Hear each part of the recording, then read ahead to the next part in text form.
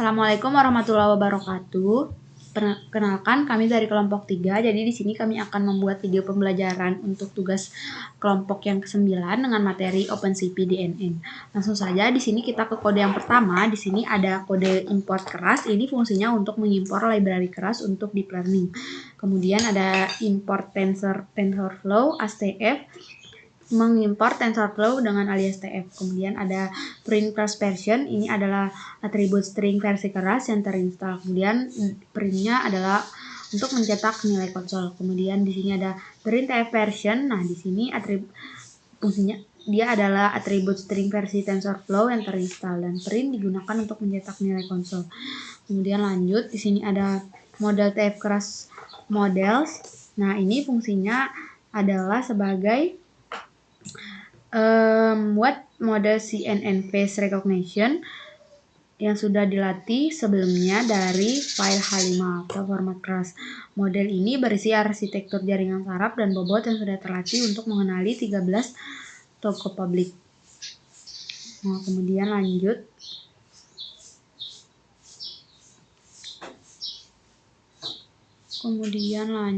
Di sini ada model save. Ini fungsinya menyimpan model keras ke disk jika parameter adalah nama folder, bukan .h5, disimpan sebagai TensorFlow atau save model. Kemudian lanjut. Nah, di sini ada DILTF model. Ini adalah perintah Windows untuk menampilkan daftar file dalam folder.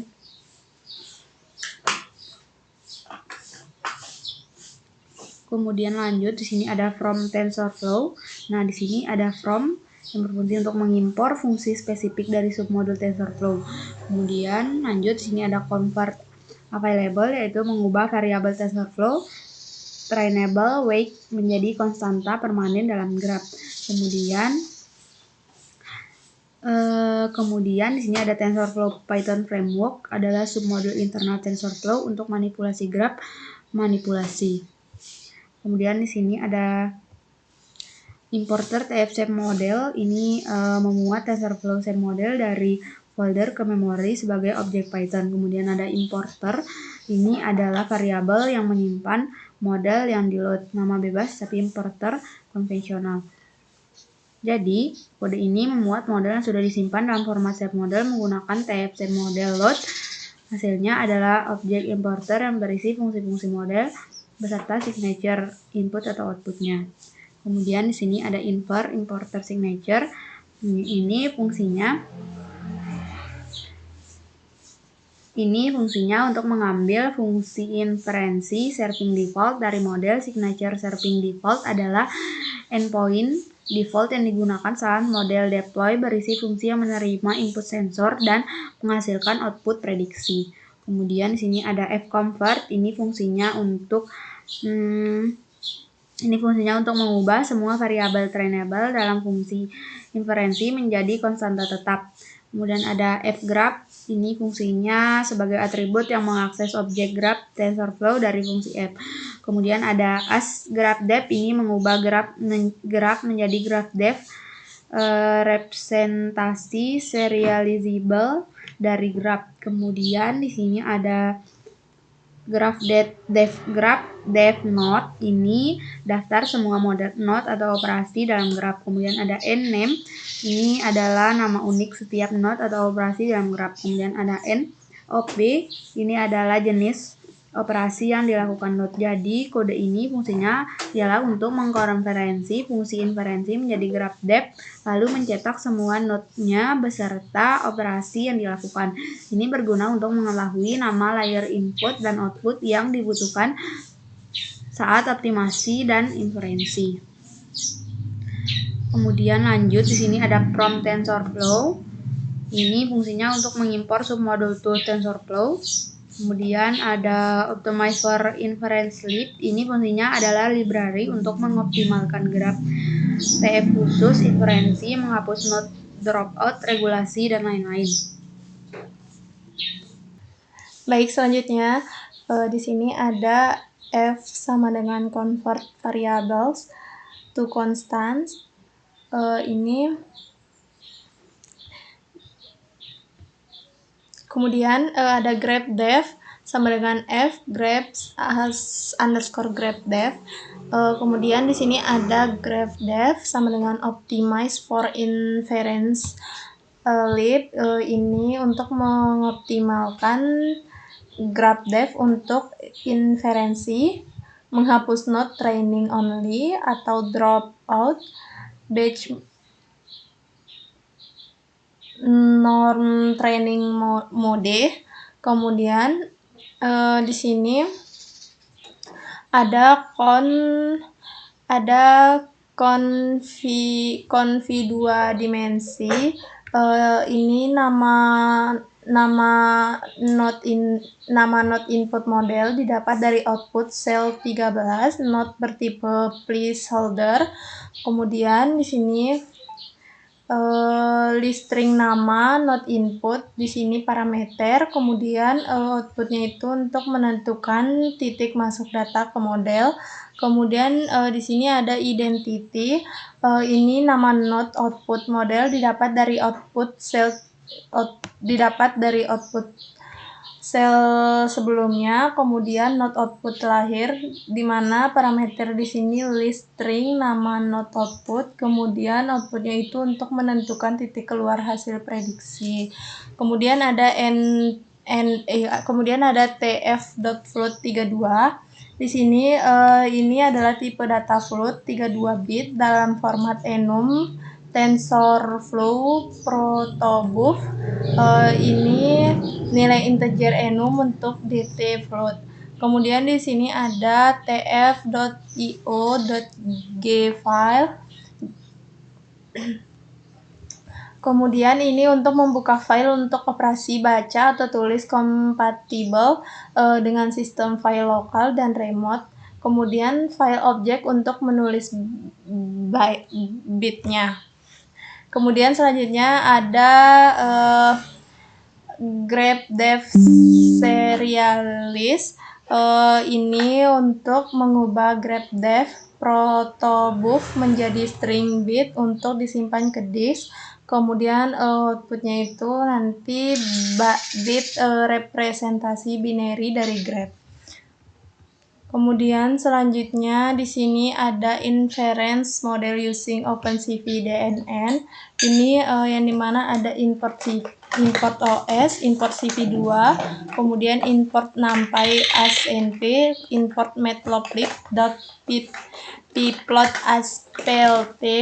Ini import OS di sini adalah library standar Python untuk interaksi dengan sistem operasi.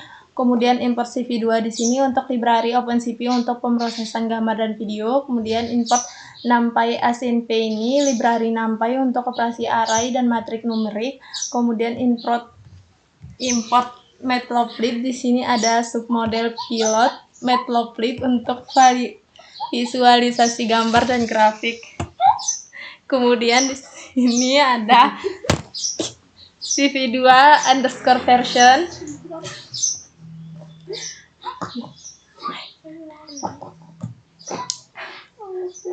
Iya, ini udah ada penjelasannya. Lanjut.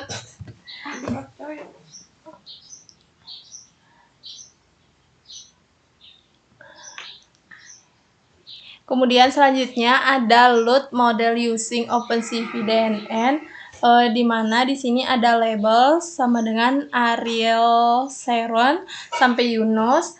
Ini labels ini adalah list Python berisi nama kelas model face recognition, di mana memiliki output atau nilai 13.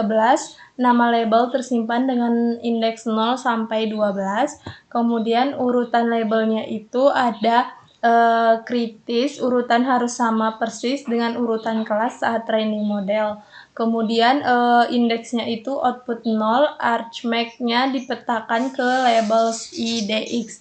Kemudian selanjutnya di sini pada sel selanjutnya ada face recognition model.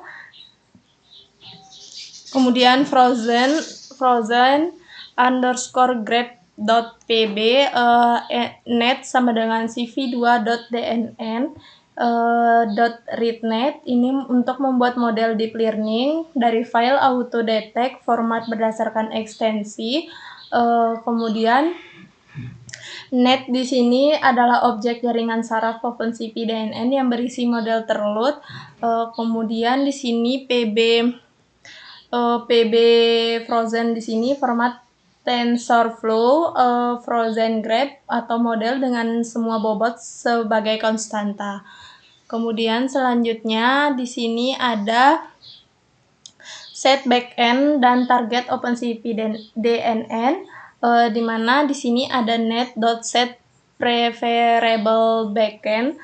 Ini untuk mengatur komputasi DNN, kemudian cv2.dnn di sini untuk konstanta gunakan backend OpenCV sendiri, tidak perlu OpenCV Vino. Kemudian di sini ada net.set preferable target. Ini untuk mengatur target hardware untuk inferensi. Kemudian cv2.dnn di sini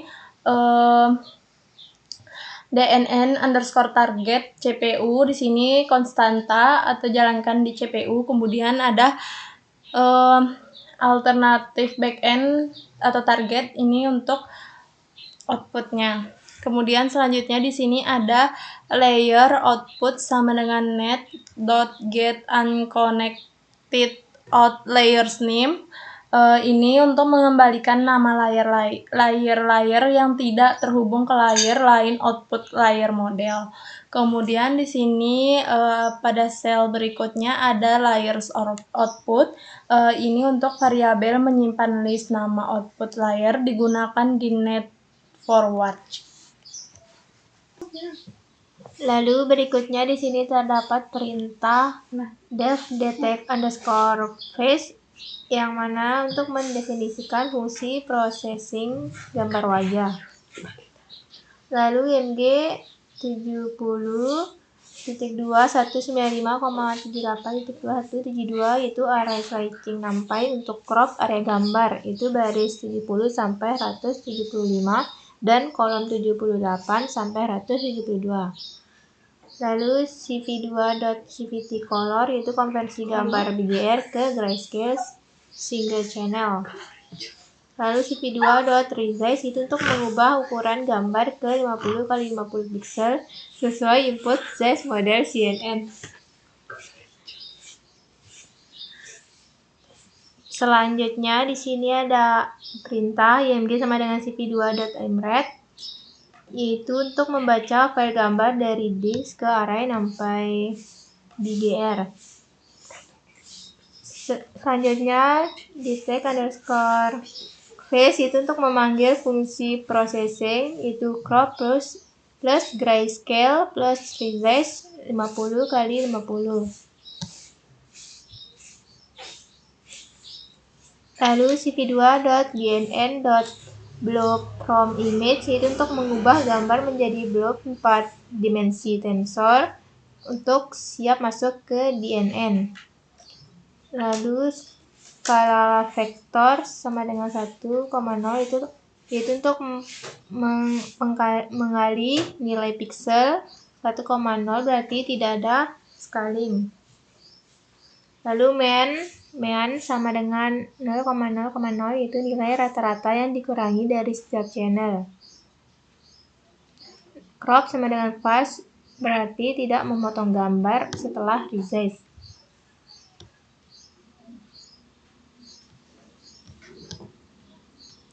Selanjutnya di sel ini terdapat perintah net.setInput yaitu untuk mengatur blob sebagai data input yang akan diproses oleh jaringan DNN. Lalu net.forward yaitu menjalankan forward pass lalu memproses input melalui semua layer hingga output. Lalu output itu variabel akan menyimpan hasil prediksi berupa list elemen per output layer. Selanjutnya pada sel ini terdapat perintah output yang kurang 0 itu mengambil hasil prediksi dari layer output pertama. Lalu .argmax itu mengembalikan indeks nilai terbesar sepanjang aksis 1 Lalu 0 untuk mengambil elemen pertama dikarenakan batch size sama dengan 1. Lalu dot max dalam kurung x sama dengan 1 itu mengembalikan nilai terbesar, itu confidence tertinggi sepanjang x1. Lalu kali 100 itu mengubah nilai probabilitas 0 sampai 1 ke persentase 0 sampai 100. Selanjutnya di sini ada plt.mshow itu menampilkan gambar dalam plot matplotlib. Lalu CMap sama dengan gray itu color map grayscale untuk gambar single dan channel. Lalu plt.title itu untuk menambahkan judul pada plot. Nah, plt.show itu untuk menampilkan plot ke layar.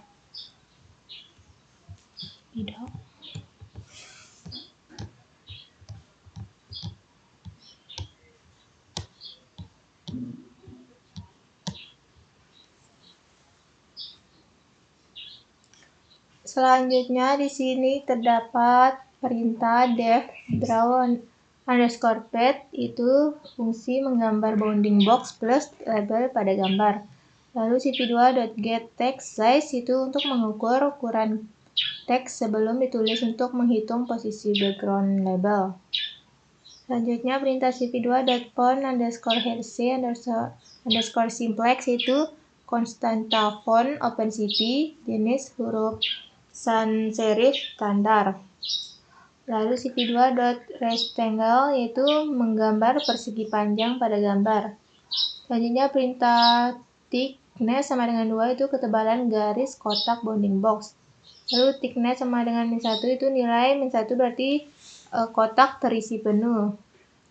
Lalu cp2.putText itu menulis teks pada gambar. Selanjutnya cp2.line underscore AA itu anti-aliasing, itu membuat tepi teks lebih halus. Max dalam kurung xt, x0 plus y itu memastikan lebar bounding box minimal selebar teks label. Baik, untuk yang selanjutnya itu ada plt imshow, img, cmap, sama dengan gray, plt, title, label, dan seterusnya. Mungkin untuk kodenya bisa dilihat sendiri. Nah, kode ini sendiri itu menampilkan gambar wajah menggunakan matplotlib dengan judul yang berisi nama label, prediksi, dan nilai confidence. Nah, ini menggunakan cmap gray karena gambar sudah dikonversi ke grayscale, sehingga outputnya itu adalah abu-abu. Oke, yang selanjutnya itu ada def draw, img, label, dan seterusnya. Mungkin untuk detail kodenya bisa dilihat.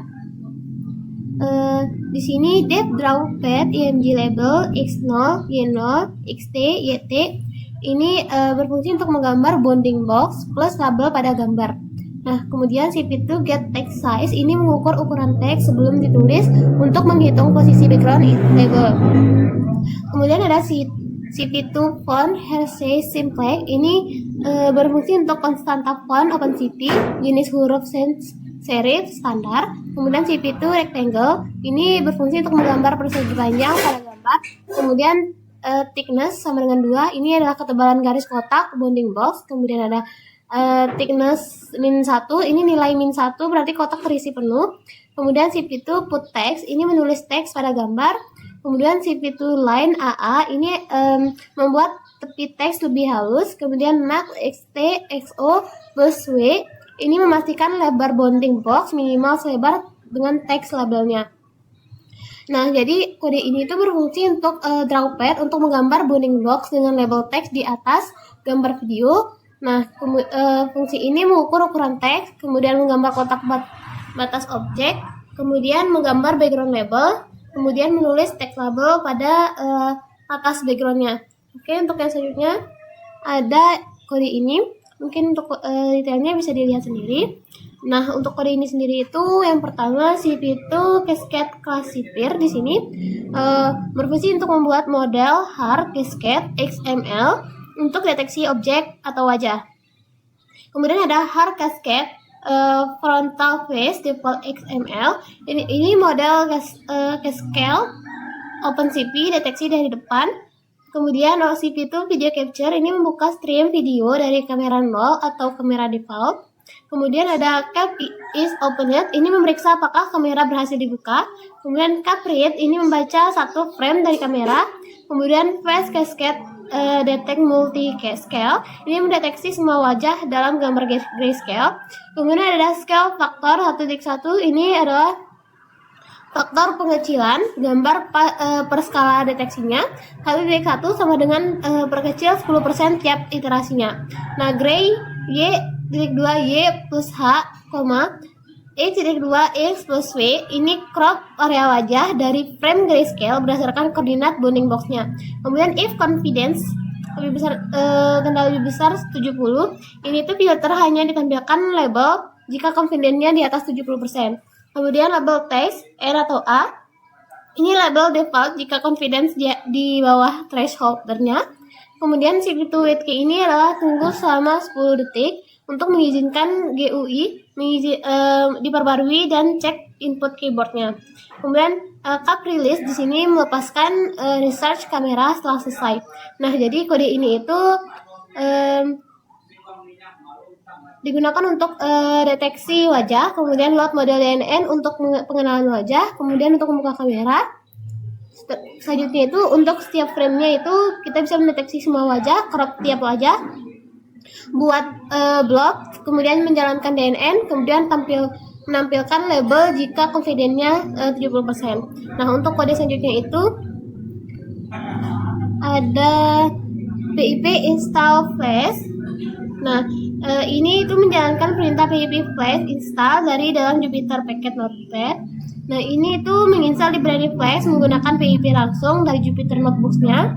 Flash adalah web micro framework Python yang digunakan untuk membuat server HTTP sederhana untuk streaming video.